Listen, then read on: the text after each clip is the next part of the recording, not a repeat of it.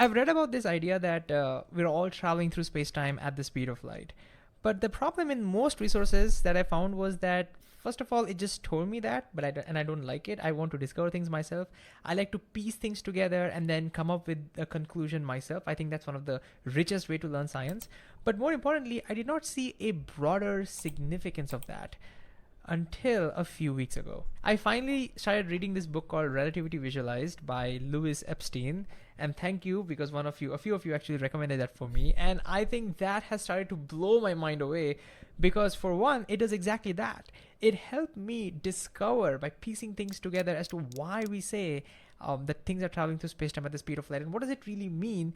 But more importantly, it showed me some true incredible explanatory power it had. I mean, I was able to see time dilation, length contraction, relativity of simultaneity, even Twins paradox, all of it, just like in a very brand new perspective.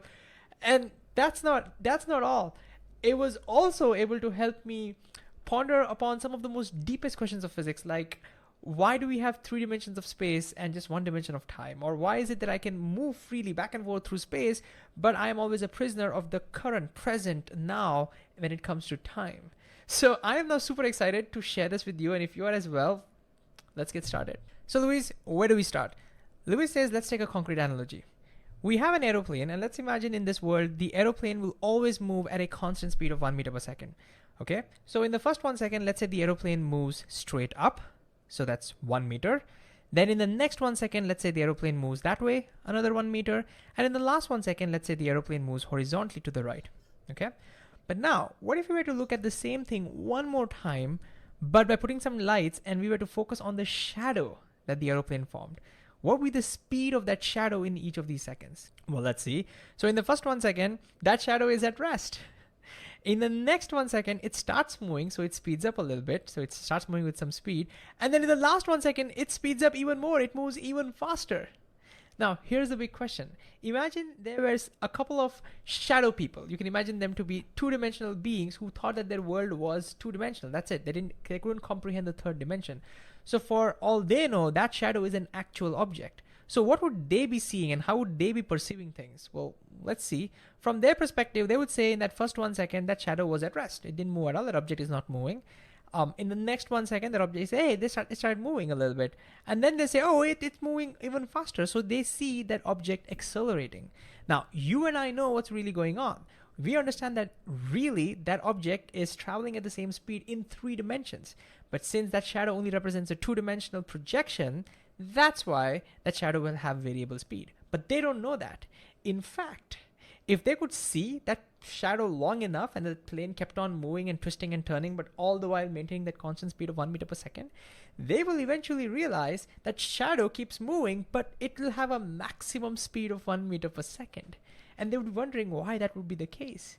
In fact, they would realize that in this world, everything has a speed limit. Their universe has a speed limit of 1 meter per second. Nobody can break through it. They'll postulate it, but they'll have absolutely no idea why that's happening. So do you see what Lewis is foreshadowing over here? Oh. Just like those 2-dimensional shadow people, we think that there is a speed limit in our universe, the speed of light, and nothing can go faster than light. But maybe that's because we're seeing a 3-dimensional shadow of what's really happening in 4-dimensional space-time. Maybe everything in the space-time is moving just like that aeroplane at a constant speed, always at the speed of light. But because we are seeing a projection of it in our universe, we perceive it as a speed limit. But maybe it's not the case. Maybe everything is moving at the speed of light. Okay. So we can now begin to see where this idea stems from, right? Okay. But we are far away from accepting this idea as of now. Because remember, this is science. Unlike in religion, we don't just accept ideas. In fact, one of the best ways to deeply understand science is to be a skeptic and always try to figure out what if, like try to counter it, try to refute it from different angles. So that's what we'll do. So we should at this point look at Lewis and say, Lewis, cool story, bro. But how can we validate this? I mean, is there a way that these shadow people can actually somehow validate that from their perspective, that indeed that there's a bigger world out there and objects may be traveling at a constant speed? Because if these shadow people cannot validate it, then we have no idea of validate. I mean, we will not be able to validate it, right? And then it'll just remain a story with no reason to have any confidence in it, right? And so this is where Lewis says, maybe they can. I'm like, how? How could these shadow people ever hope to understand that there could be a bigger world out there? Like, how would they do that? Well, the key over here is to imagine a second shadow on a wall perpendicular to this first shadow. Now, I know what you're thinking at this point. I'm also having the same thought. Luis, what's the point of having to look at this shadow? Because these folks are stuck in their 2 dimensions, right? They will not be able to perceive the shadow or look at that shadow. So what's the point in looking at that? And Luis says, well, you're right. But remember, just like us, we are stuck in our 3 dimensions and we cannot see time, but we can still measure the flow of time with our clocks, right? Similarly, what if they cannot see the shadow, but somehow they can measure how quickly that shadow is moving? They can measure the speed of that shadow somehow, okay? Then would they be able to, use the speed of this shadow and then use the speed of this shadow, which they can easily see, and then piece it all together and see there's something deeper going on over here? Well, let's find out. Let's find out if we can do that. So now let's relook at this whole thing in its whole glory now by looking at a couple of shadows, and let's keep track of both the shadows, speed of both the shadows. All right. So in the first 1 second. That's not really a good comparison, though.